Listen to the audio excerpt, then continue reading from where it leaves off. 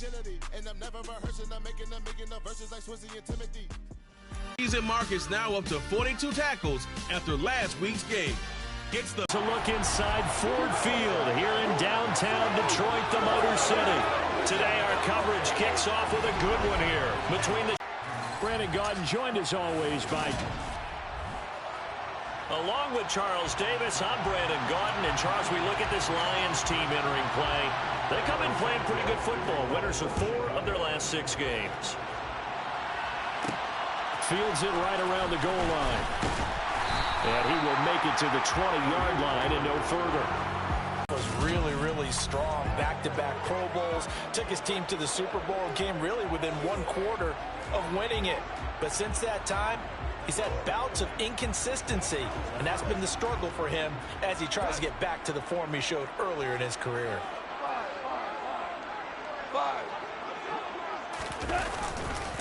To Montgomery to begin the drive. And he'll hope that this is not a sign of what's in store as he has to fight just to get back to the line of scrimmage.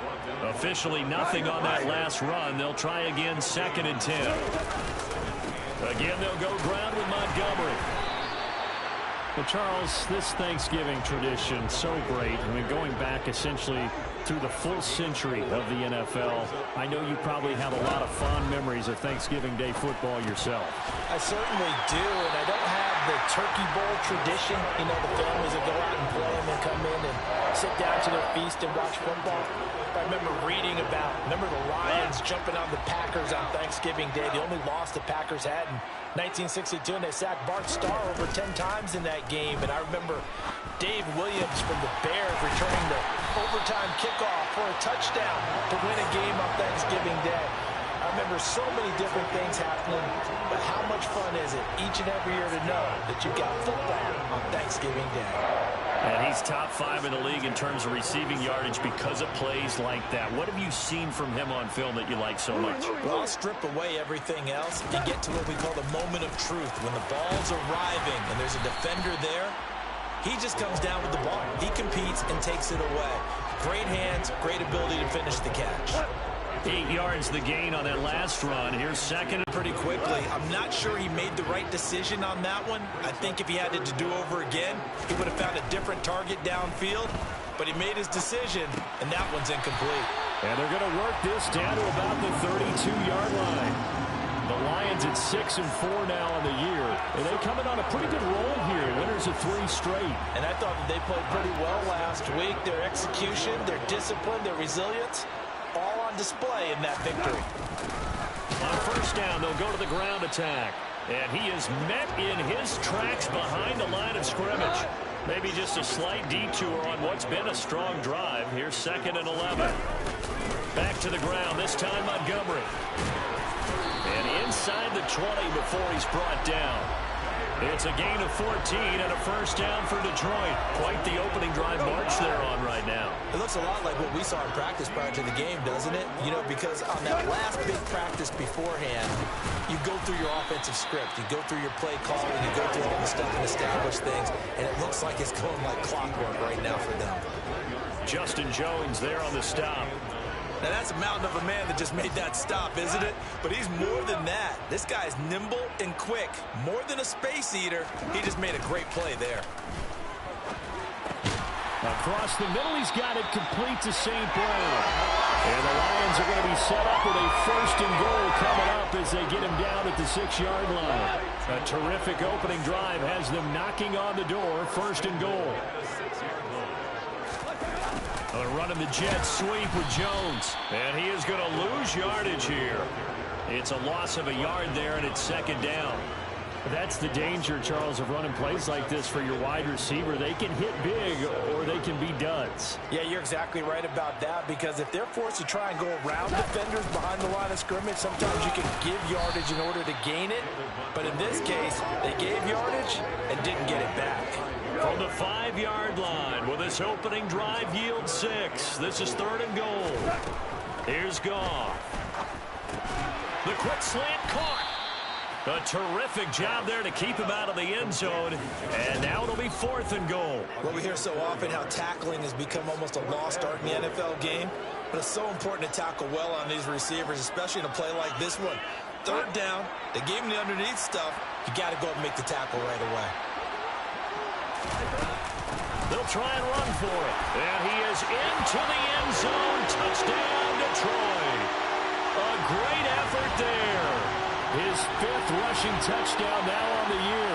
And the Lions' decision to go for it pays off with 6 points. I think going for it there on the opening drive, CD, if you're that close to the end zone, seems like a no-brainer, and they're able to cap things off with a touchdown.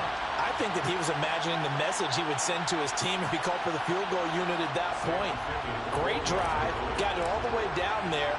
You're telling your offense, I believe in you, and you're also telling your defense, hey, if they don't score, we got it covered. Extra point by Ficken, up and good, and it's now a 7-0 game. The kickoff unit is out on the field, and they will send this one away.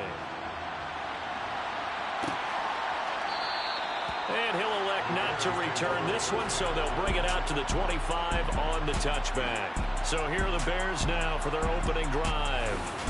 They'll be led out by a first-round pick back in 2021 from Ohio State. It's Justin Fields. And I thought it was a really nice performance last week by him. 3 touchdown passes.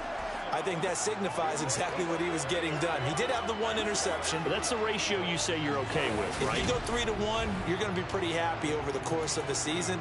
And let's face it, he'll never blame the receiver publicly. But behind closed doors, he probably told his agent, hey, what's the deal? I should have had a perfect game. Fields and the Bears now with a 1st and 10. At their own 25-yard line. And from the shotgun, he'll throw. And that's going to be incomplete. Too tough to hold on to that one. It's 2nd down. An incomplete pass leads to 2nd and 10 from the 25.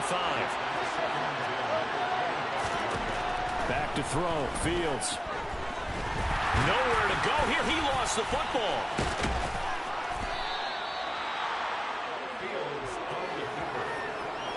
Points 1, 2, and 3 in their defensive game plan was to get to the quarterback and knock the ball free. They did it there. Luckily, offense hangs on to it. Yeah, that's got to serve as a wake-up call, though, because they can't afford to let the ball go over to the defense. And pressure coming, and they got him once again. Levi Onwuzurike charging in and finishing off the sack. So that time, Charles, quarterback helpless really in the pocket in the face of a pass rush like that. They were on him instantly. And this came from the interior of the defensive line. And these guys, they're normally anchors of that spot. And they don't often get clear shots at the quarterback. But in this case, he got past the center and the guard in no time and got there to make the play. And a look at the next-gen stats reveals yard punt. And the Lions will take over.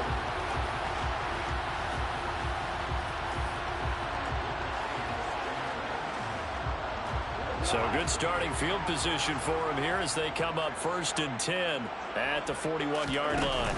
They'll start this drive out on the ground.